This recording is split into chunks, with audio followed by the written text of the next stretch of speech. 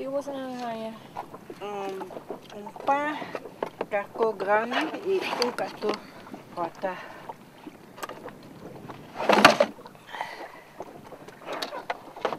E quando que arranha? Vale?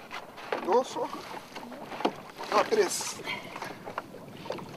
Um golpe chiquito. Sim, tem um chiquito.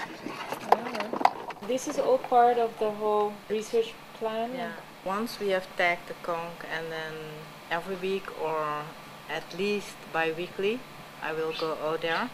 It will give us information on the migration of the conch. It will give us information on the growth of the conch.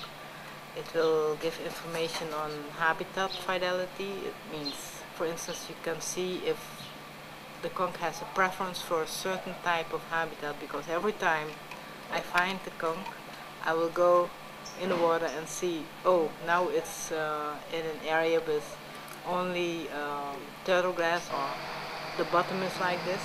So all this information will give us an idea how the conch behaves in lake.